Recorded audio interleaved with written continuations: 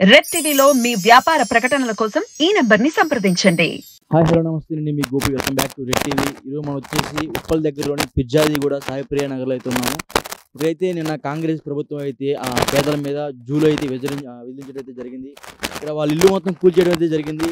ఈ ఒక్క ఇల్లే కాదు, దాదాపు ఒక ఎకరం 2 ఎకరాల స్థలంలో చాలామంది ఇల్లులు అయితే కూలగొట్టారు. వాళ్ళకి ఎటువంటి సమాచారం ఇవ్వకుండా కూలగొట్టారు. ఇక్కడ చాలా ఇల్లు అయితే కొంతమంది ఇక్కడే నివసిస్తున్నారు, కొంతమంది వేరే దగ్గర నివసిస్తున్నారు. ఇక్కడ వాళ్ళు ఇల్లు కట్టుకుని ఉన్నారు, అయినా సరే వాళ్ళకి ఎటువంటి ఇన్ఫర్మేషన్ లేకుండా ఎటువంటి చెప్పకుండా, ఒక మాట కూడా చెప్పకుండా వీళ్ళ ఇల్లు మొత్తం అయితే కూల్చేశారు. ఇక్కడ మొన్నే వీళ్ళు కొత్తగా ఇల్లు కట్టుకున్నారంట, 4 లక్షలు పెట్టి ఇల్లు కట్టుకున్నారంట. ఈ వెంటనే వీళ్ళకి ఎటువంటి ఇన్ఫర్మేషన్ లేకుండా మొత్తం కూల్చేశారు. కూల్చేసిన మరుసటినే అక్కడ బోరు సంబంధించిన ఎక్విప్మెంట్స్ మొత్తం కూడా దొంగలించడం అయితే జరిగింది. దీని మీద పోలీసులు ఒక దాదాపు 2-3 బెటాలియన్లు తెచ్చి సాయిప్రియ నగర్ ఎంట్రన్స్లో 2-3 బెటాలియన్లు తెచ్చి ఈ స్థలస్తుల్ని మరియు ఈ స్థలంలో ఇల్లు కట్టుకున్న ఎవరిని లోపలికి అయితే ఎంట్రీ అయితే చేయలేదంటే ఆ రోజు వాళ్ళైతే చాలా ఆవేదనతో బాధిస్తున్నారు. నిన్నైతే ప్లకార్డులు పెట్టుకొని ఇక్కడ చాలా రోధిస్తడం జరిగింది. అసలుకి ఎటువంటి సమాచారం లేకుండా ఇలా ఇల్లు కూలగొట్టడం అనేది సరైన పద్ధతి అయితే కాదు. ఈ ఎల్ఆర్ఎస్ స్కీమ్ అనేది జియో 108 అనేది వీళ్ళకి వర్తిస్తుందని చెప్పారు. బట్ ఏంటంటే కొత్త ప్రభుత్వం రాగానే వెంటనే ఇల్లు మొత్తం కూలగొట్టడం జరిగింది. ఒకసారి కూలగొట్టిన ఇల్లు వాళ్ళ సమాచార తాలూకా వాళ్ళతో ఇల్లు మాట్లాడదాం మనం, రండి. సో చూసాం కదా ఇప్పుడు. సార్ నమస్తే సార్, ఏం జరిగింది అసలు, మీ సమస్య ఏంటి సార్?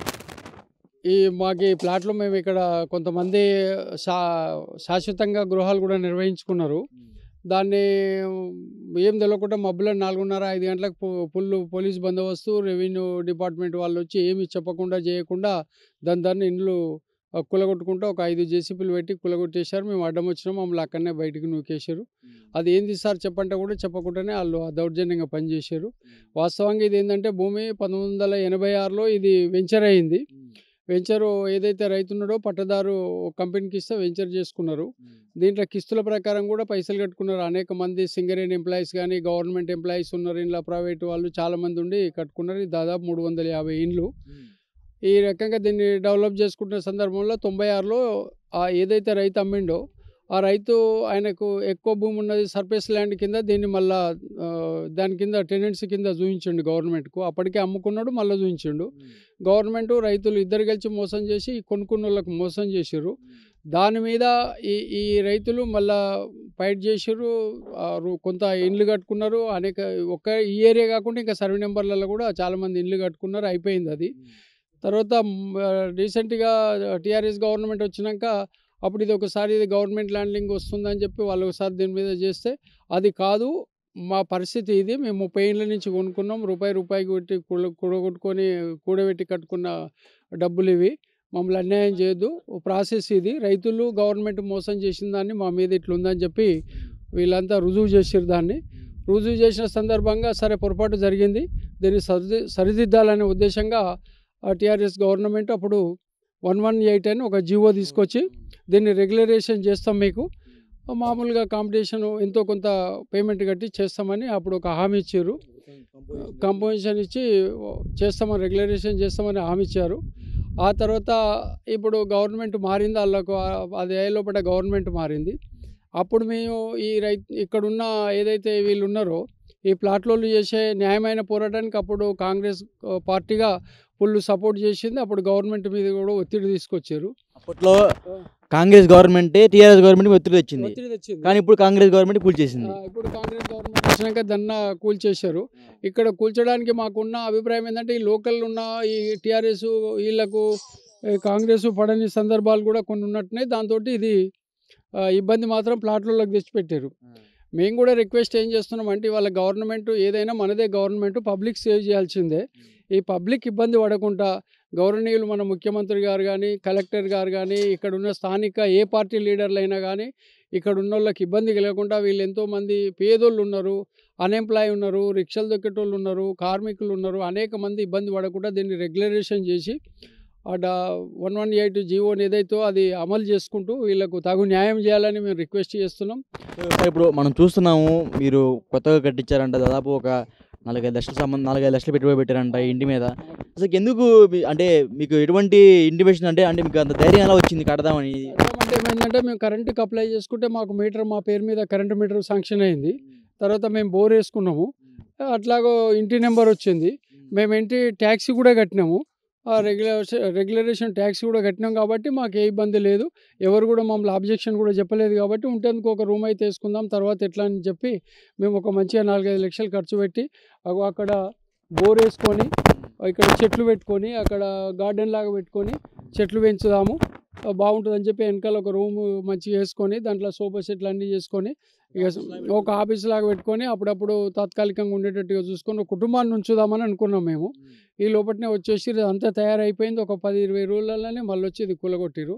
బాగా నష్టం జరిగింది మాకు.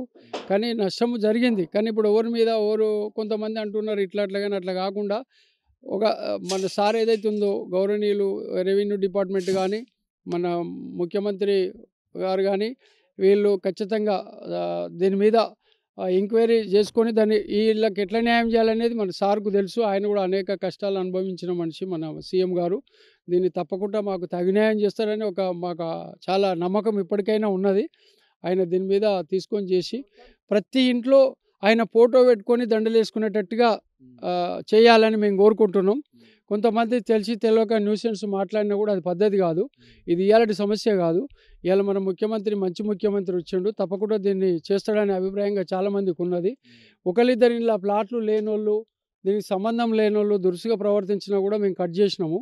అదంతా లెక్కకు తీసుకుంటా తగు న్యాయం చేయాలని మేము గవర్నమెంట్ను ఇక్కడ సంబంధిత అధికారులను మా హృదయపూర్వకంగా వాళ్ళను ధన్యవాదాలు తెలుపుతూ కోరుకుంటున్నాం. మాకు న్యాయం చేయాలని తగు న్యాయం చేయాలని చెప్పి వాళ్ళకి రిక్వెస్ట్ చేస్తున్నాం. ఈరోజు కూడా సీఎం ఆఫీస్కి పోయినాం.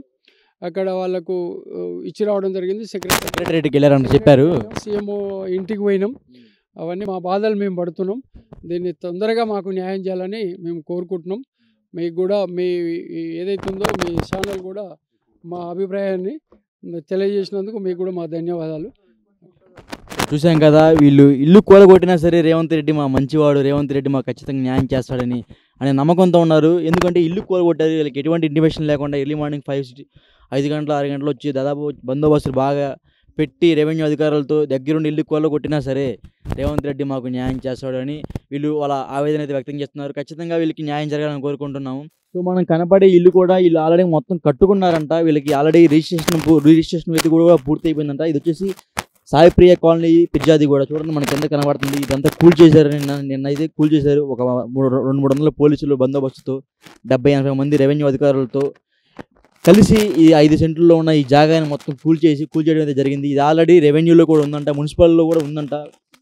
వీళ్ళ రిజిస్ట్రేషన్ అయితే మున్సిపల్లో కూడా ఉందంట. వీళ్ళు మంచిగా ఇల్లు కట్టుకున్నారు. ఇది వచ్చేసి కరెంట్ కూడా పెట్టుకున్నారంట, మీటర్ పెట్టుకున్నారంట. బ్రహ్మాండంగా బోర్లు గీలు మొత్తం వేసుకున్నారు. వీళ్ళు చాలా బాధపడుతున్నారంట. వీళ్ళు కూడా కొన్ని లక్షల్లో ఈ ఇంటికైతే ఖర్చు పెట్టారు. వీళ్ళు చాలా ఆవేదనకి అయితే గురవుతున్నారు. మాకు ఎటువంటి పర్మిషన్ అయితే ఇవ్వలేదు. చూడండి మన గేట్లు కూడా చాలా అందంగా అయితే కట్టుకున్నారు. ఆ గేట్లు కూడా మాకు ఎటువంటి ఇంత మంచి ఇల్లు కట్టుకున్నాము, మాకు ఎటువంటి ఇంటిమేషన్ కూడా ఇవ్వలేదు కనీసం. అయినా సరే మాది మున్సిపల్లో మాది రిజిస్ట్రేషన్ అయ్యింది, నల్లా వస్తుంది, మాకు కరెంట్ వస్తుంది, అన్నీ వస్తున్నా సరే మాకు ఎటువంటి చర్యలు అంటే ఎటువంటి ఇంటిమేషన్ ఇవ్వకుండా మొత్తం కూల్ చేశారు మమ్మల్ని అని వీళ్ళు చాలా బాధపడుతున్నారు. సో చూసాం కదా, మనం ఒక ఇంటి లోపలికి అయితే వచ్చేసాము. ఈ కాంగ్రెస్ ప్రభుత్వం వచ్చిన 3 నెలలకి పేద ప్రజల ఇల్లు మొత్తం కూలగొట్టడం జరిగింది. చూడండి సోఫాలు కూడా ఎంత మంచిగా ఉన్నాయో, లోపల ఇంటీరియర్స్ కూడా మంచిగా ఉన్నాయి, లోపల ఫాల్ సీలింగ్ ఎంత మంచిగా చెప్పుకున్నారు. అయినా సరే ఎటువంటి జాలి దయ లేకుండా, ఎటువంటి ఇంటిమేషన్ లేకుండా టక్కన వచ్చేసి వాళ్ళకి ఎటువంటి పరిహారం చెల్లించకుండా మొత్తం టక్కన వచ్చేసి వాళ్ళందరికీ వాళ్ళే వచ్చేసి బందోబస్తుని పెట్టేసి కూల్చేయడం అనేది జరిగిపోయింది. చూడండి ఒకసారి ఎంత ఆస్తి నష్టం అయితే జరిగింది. ఇక్కడ చూడండి ఒకసారి ఎంత ఆస్తి నష్టం. వాళ్ళు ప్రతి రూపాయి కూడబెట్టుకొని భావితరాలకు వాళ్ళ పిల్లలకు ఇది ఒక సంపదలాగా ఇద్దామంటే వీళ్ళు ఎటువంటి దుశ్చర్యకి అయితే పాల్పడ్డారో చూడండి ఒకసారి. మనం జనాలైతే పిచ్చోళ్ళు అయితే కాదు కదా. కాంగ్రెస్ గవర్నమెంట్లో మరీ ఇంత అన్యాయమా? చూడండి, ఈ ఇంటికి కరెంటు సదుపాయం ఉంది, నల్లా సదుపాయం ఉంది, రోడ్డు కూడా చాలా ఎదురుగునే ఉంటుంది, మున్సిపల్లో పర్మిషన్ అయితే తీసుకున్నారు. అయినా సరే ఎటువంటి ఇంటిమేషన్ లేకుండా కూల్ చేసి పడేశారు. చూడండి ఒకసారి ఎంత బాగా మంచి కట్టుకున్నారు ఇల్లుని. ప్రశ్నించే వాళ్ళు లేక ఇలా జరుగుతుందో, లేకపోతే ఎలా? అప్పటికి టీఆర్ఎస్ గవర్నమెంట్ ప్రశ్నిస్తూనే ఉంది ఎల్ఆర్ఎస్ స్కీమ్ అనేది ఉచితంగా ప్రవేశపెట్టాలి అని. అయినా సరే ఎటువంటి ధోరణి ఎటువంటి చర్యలు తీసుకోకుండా ఉంటారనుకుంటే ఇటువంటి చర్య తీసుకున్నారు. దాదాపు చాలామంది దీని ఆందోళనకారు కూడా నిన్నైతే బాగా ప్లకార్డులు పట్టుకొని చాలా ఆవేదనకు గురవటం, దాదాపు 200 మంది సెక్యూరిటీతో వాళ్ళని ఆపేయడం జరిగింది కూడా ఇక్కడ. ఆల్రెడీ కాంగ్రెస్ ప్రభుత్వం అధికారంలోకి రాకముందు ఎల్ఆర్ఎస్ స్కీమ్ని ఉచితంగా ప్రవేశపెడతామని హామీలు ఇచ్చారు. బట్ కాంగ్రెస్ ప్రభుత్వం వచ్చిన తర్వాత ఈ హామీలకి ఎటువంటి దిక్కు లేదు, దివాణా లేదు. మేమైతే మళ్ళీ ఈ హామీలు అయితే ఇప్పుడు ఉచితంగా అయితే చేయము, ఎల్ఆర్ఎస్ స్కీమ్ అనేది డెఫినెట్గా మళ్ళీ మనీ పే చేయాలి, మళ్ళీ మనీ కట్టుకోవాలి అని చెప్తున్నారు. నిన్న కేటీఆర్ గారు కూడా కొంచెం దిమే సెటరికల్గా ఒక మాట మాట్లాడారు. ఖచ్చితంగా మళ్ళీ కాంగ్రెస్ ప్రభుత్వం అనేది అబద్ధాలతో గెలిచింది. ఎల్ఆర్ఎస్ స్కీమ్ అనేది అప్పట్లో ఫ్రీగా ఇస్తాయని మాయ మాటలు చెప్పి, బట్ ఇప్పుడు ఏంటంటే వాళ్ళకి మళ్ళీ ఖచ్చితంగా మనీ పే చేయాలి, ఎల్ఆర్ఎస్ స్కీమ్కి రిజిస్ట్రేషన్కి ఖచ్చితంగా మళ్ళీ మనీ కట్టాలి. ఈ ఎల్ఆర్ఎస్ స్కీమ్ అనేది ఎందుకంటే వీళ్ళకి సరైన వసతి కోసం, పైన కరెంటు కోసం, వాటర్ కోసం, సరైన రోడ్డు సదుపాయాల కోసం ఎల్ఆర్ఎస్ స్కీమ్ అనేది ప్రవేశపెట్టారు గవర్నమెంట్. దాదాపు ఒక 70 మంది 80 మంది రెవెన్యూ అధికారులతో కూడా వచ్చారు. ఇక్కడ మనం చూస్తున్నాం కదా, సి అని కనపడుతుంది కదా, సి గ్రీన్ కలర్లో సి అని కనపడుతుంది. ప్లాట్ నెంబర్ 1853A పైన సి అని కనపడుతుంది కదా గ్రీన్ కలర్లో. ఆ గ్రీన్ కలర్ వచ్చేసి అది ఆల్రెడీ కోర్టులో ఉందంట. అది వచ్చేసి స్టే తెచ్చుకున్నారంట వాళ్ళకి సంబంధించిన వాళ్ళు. ఇక్కడ మనకి కోల్స్ అనేవి అయితే కనపడుతున్నాయో దాని మీద సి అని గ్రీన్ మార్క్తో రాసి ఉన్నాయి. సో అవన్నీ వచ్చేసి కోర్టులో ఉన్నాయంట. వాళ్ళు ఆల్రెడీ కోర్టు నుంచి స్టే తెచ్చుకున్నారంట. అందుకని వాళ్ళ ఇల్లు అయితే కోల్చడం అయితే జరగలేదు. 300 మంది ఇల్లును అయితే కోల్చడం అయితే జరిగింది. ఈ 300 మంది ఇల్లు అయితే కోల్చడం జరిగింది. వీళ్ళందరూ అయితే రోడ్డును అయితే పడడం జరిగింది. వాళ్ళు మాతో పర్సనల్గా వచ్చి ఏమంటున్నారంటే, ఈ 300 ఇల్లుగా అంటే 300 మందితో మేము ఇల్లు కాంటాక్ట్ అయితే, సార్ మేము రూపాయి కూడబెట్టి అక్కడ ఇల్లు కడితే వాళ్ళు మా పర్మిషన్ లేకుండా మాకు ఎటువంటి ఇంటిమేషన్ అయితే ఇవ్వకుండా ఆ ఇల్లులు అయితే పడగొట్టడం జరిగింది అని చెప్తున్నారు. కనీసం టీఆర్ఎస్ గవర్నమెంట్ అయినా సరే చాలా బాగుండేది. ఈ కాంగ్రెస్ గవర్నమెంట్ వచ్చిన తర్వాత అసలుకి పేదల మీద ఎటువంటి జాలి చూపించకుండా మొత్తం ఎటువంటి ఇంటిమేషన్ ఇవ్వకుండా మొత్తం కూల్చేశారు. మేము ఇప్పుడు రోడ్డుని పడిపోవాలని మా దగ్గరకు వచ్చి భావోద్వేగంతో మాట్లాడుతున్నారు వాళ్ళు. కనీసం ఎప్పుడైనా సరే ఎల్ఆర్ఎస్ స్కీమ్ అనేది పేదలందరికీ ఉచితంగా ప్రవేశపెట్టి వాళ్ళకి సరైన న్యాయం చేయాలనుకుంటున్నాము. రెడ్ టీవీ యాజమాన్యం తరపున ఖచ్చితంగా న్యాయం జరగాలని కోరుకుంటున్నాము. ఈ వీడియో ఖచ్చితంగా గవర్నమెంట్ అధికారులు చూడాలని మేము కోరుకుంటున్నాము. Thank you. కెమెరామెన్ అక్రమ్తో గోపి.